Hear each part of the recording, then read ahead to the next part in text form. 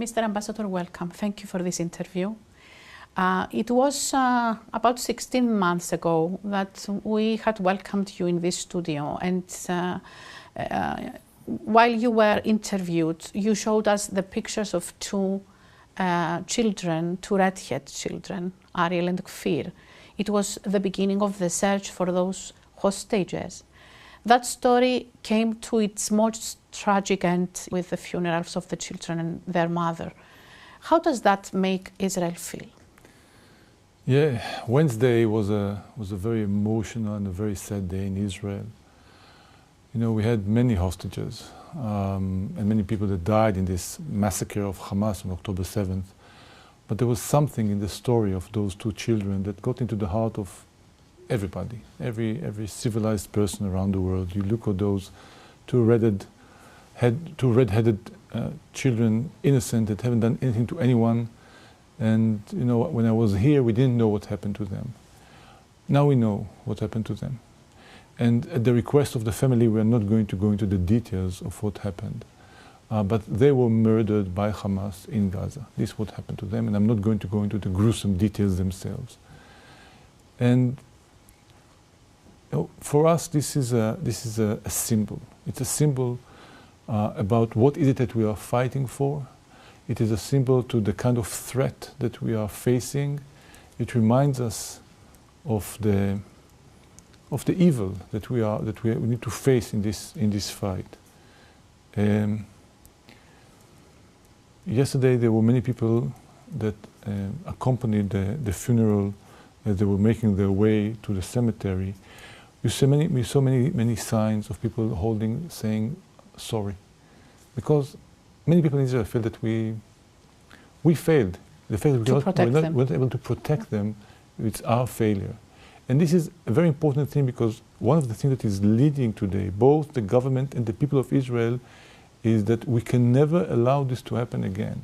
And we cannot allow threats just to grow on our borders and be totally dependent on the day that they decide that they want to move in and attack us again. I think that's very important for the world to understand.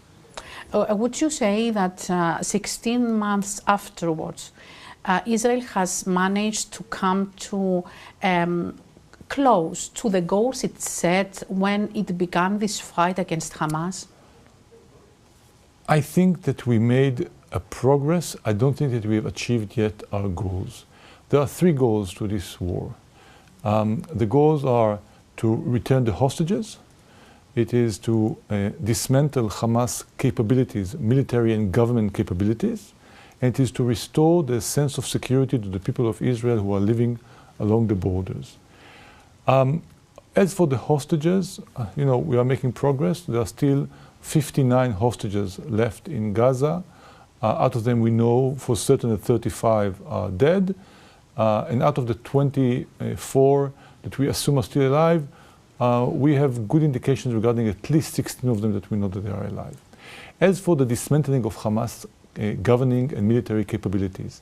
On the military capabilities, we did a lot, and I think that there we are doing very well. You cannot be confused by all those ceremonies that Hamas is doing, showing people with arms.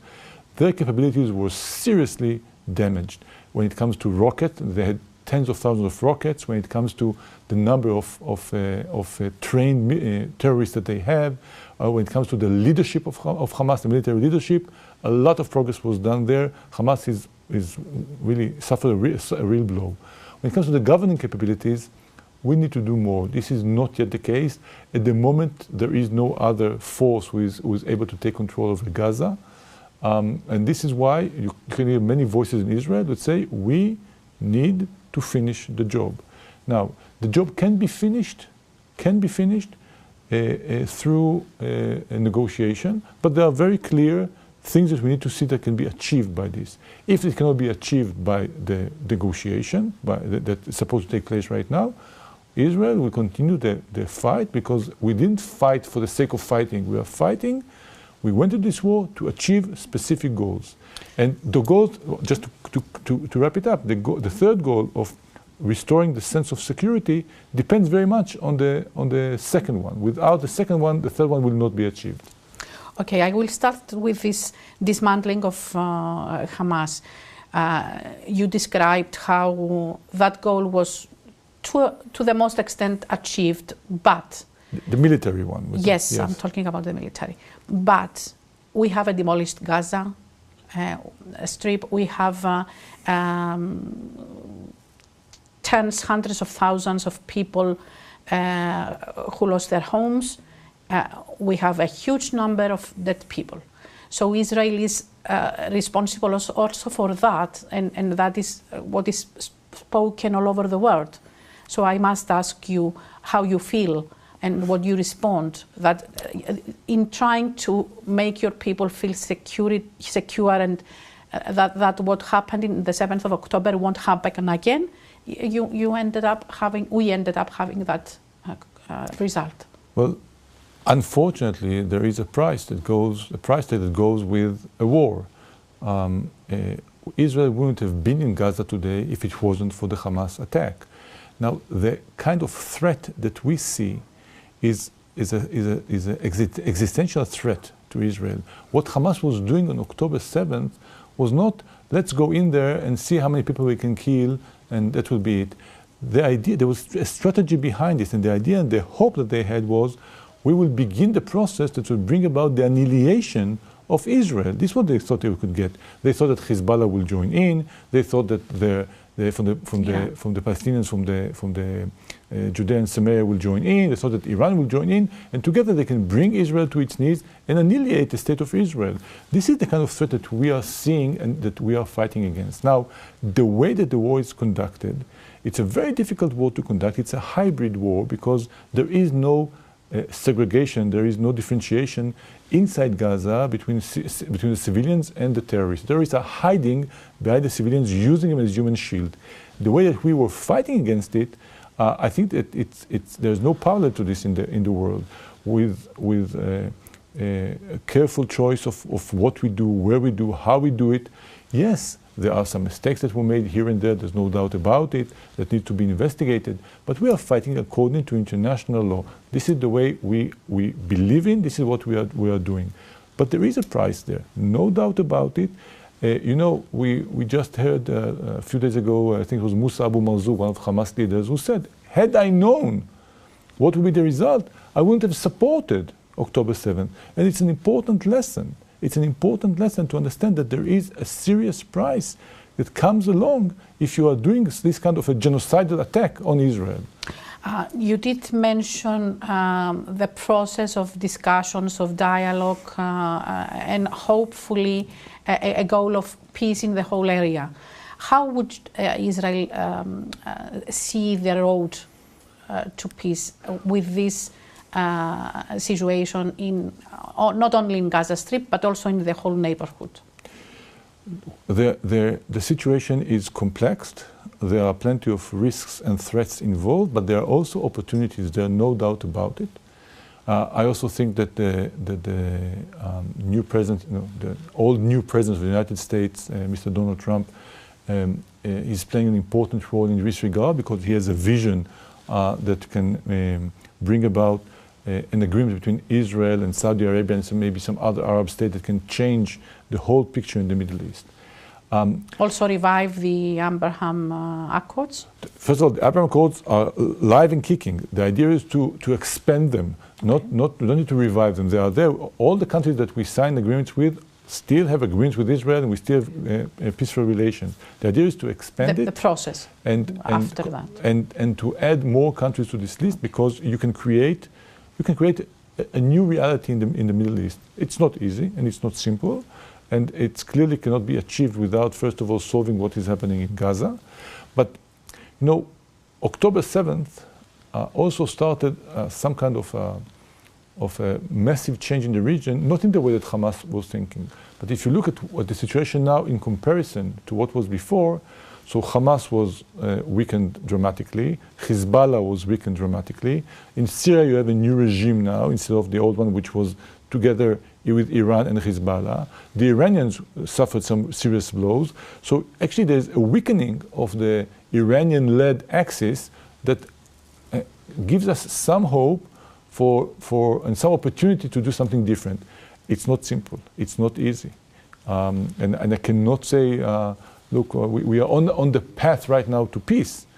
I think there are opportunities. And I think that, those in the region that believe in coexistence, that believe in living side by side, that believe in peace eventually, if they can work together with the forces from outside the region, such as the United States, it is not impossible to reach this goal. Mr. Ambassador, I'm sorry to say that you did not mention the Palestinian Authority. How is Israel facing that factor? And there is still the open wound, I'd say, of West Bank.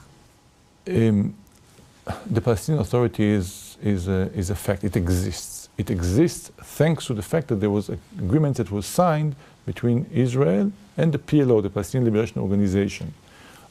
These agreements that were signed have include responsibilities by both sides. What we mostly see from the Palestinian Authority is mostly incompetence and corruption.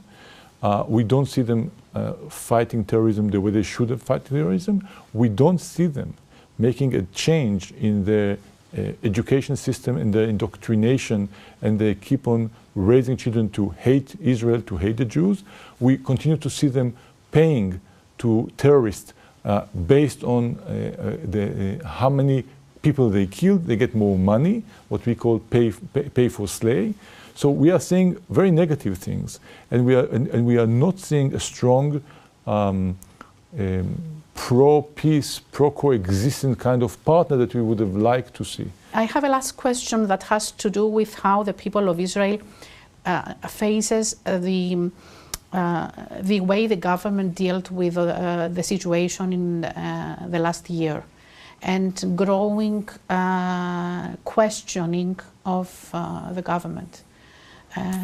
How do you see things in that direction? What can you comment? Israel is a vibrant democracy, and you can hear many voices in Israel. Some are critical towards the government, some are supportive of the government. You can hear both voices in Israel. There is an ongoing debate in Israel about how the October 7th should be investigated, and there are different views on this. The government does not support the idea of an investigation committee, of a state investigation committee. They want to suggest something different. And I think that we have enough platforms and mechanisms in Israel that we'll be able to find eventually a solution to this point. I can say, though, that when it comes to investigating what happened, the IDF, for example, the Israeli Defense Forces, are completing these days their investigation, and some interesting things come in those investigations. I strongly believe that without looking into what happened and drawing the right lessons, we cannot really go to the next step. And I'm certain, based on what happened in the past in Israel, that this will happen this time as well. We will be able to draw the right lessons from this. Okay, thank you very much.